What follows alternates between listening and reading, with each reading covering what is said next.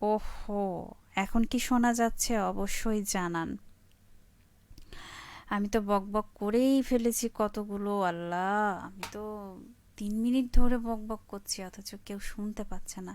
খুব খারাপ লাগলো। আহ, যাই হোক, আমি কেন যেন এই ব্যাপারটা ভুলে যাই, বুঝি না। তো যাই হোক, কেউ তো বলছেও না যে ধন্যবাদ মারুফ আলী ভাই আপনাকে, যে আপনি শুনতে পাচ্ছিলেন না, ভাগ্যিস বলেছেন। আর না হলে তো আমি বুঝতেই পারতাম না। আর সেই সাথে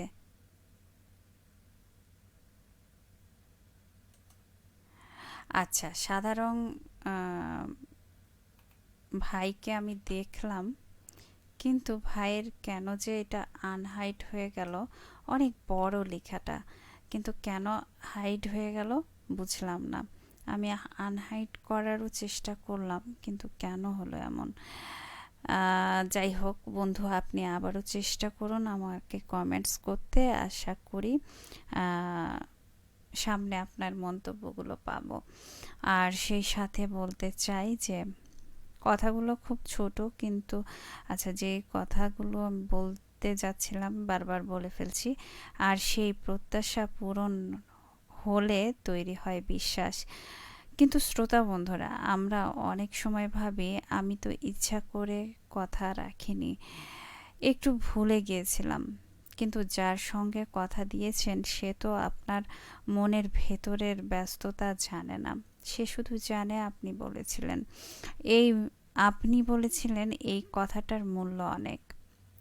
একজন শিশু যখন তার বাবাকে বলে, বাবা আজ আমাকে নিয়ে বাইরে যাবে, বাবা যদি বলে হ্যাঁ যাব, শিশুটি হয়তো সারা দিন সেই কথাটার অপেক্ষায় থাকবে বাবার কাছে।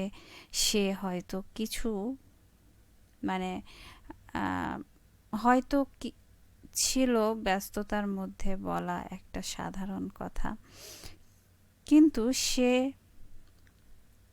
ছিল দিনের সবচেয়ে বড় আনন্দে।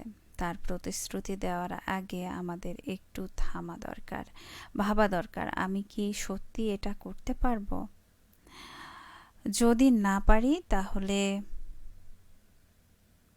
শুধু কাউকে খুশি করার জন্য কথা দেওয়া ঠিক না।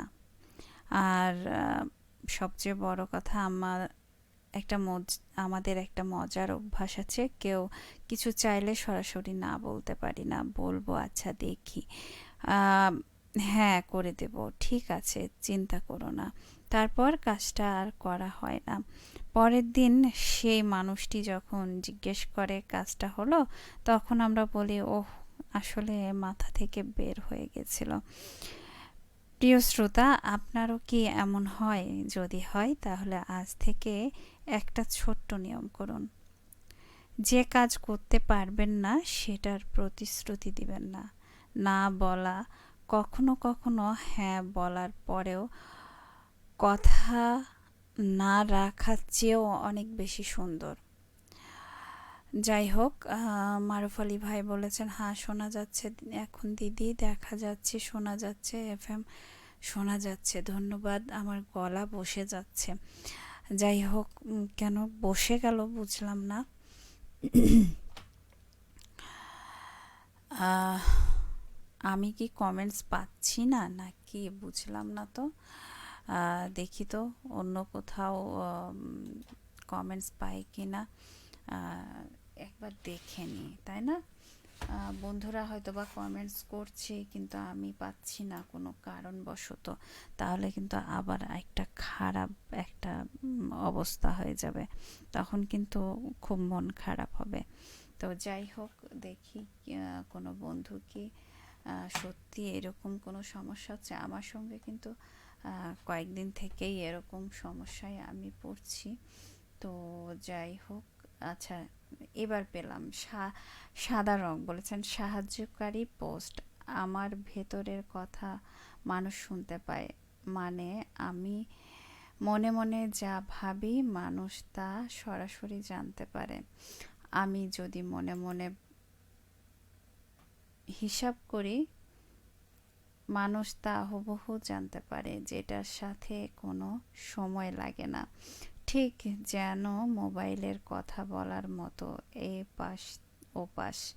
শুধু তাই নয়, আরও কিছু ব্যাপার একসাথে জড়িয়ে আছে, যেমন নিচে উদাহরণ।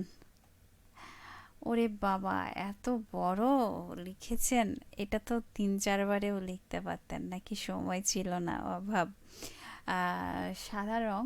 আহ, আপনি কোথায় থেকে বলছেন, কেমন আছেন সেটা অবশ্যই জানাবেন। আর সাথে আহ, একটু ছোট ছোট করে কমেন্টসটা করলে আমার কাছে মনে হয় খুব ভালো হয়।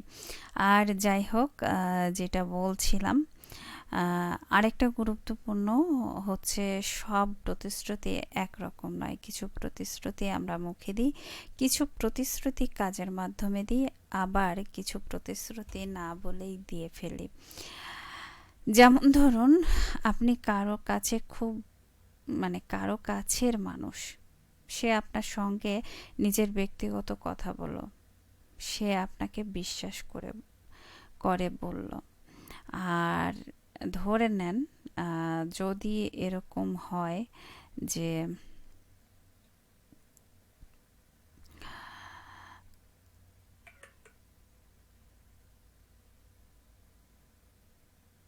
আমরা বিশ্বাস করে তো অনেক কিছুই ভাবি, তাই না? কিন্তু সব কিছু কি আর আম, ভাবি যে সামনের মানুষটা আমাকে ঠিক সেভাবে বিশ্বাস করবে? তো যাই হোক, অনেক কিছু বলার ছিল, কিন্তু আসলে আম, গলা একটু সমস্যা করছে, এই কারণে আজকের মতো আমি প্রিয়া বিদায় নিয়ে নিতে চাচ্ছি। আপনারা মন টন খারাপ করবেন না, তবে সবসময় সৎ থাকার চেষ্টা করবেন। এই বিষয়টা নিয়ে অন্য আরেকদিন আর একটু গভীরভাবে কথা বলবো, কথা দিচ্ছি। কোনো একদিন, তবে সেই কোনো একদিন খুব শিগগিরই আসুক, সেটাই চাই আমি। তো অবশ্যই অবশ্যই সকলে ভালো থাকবেন।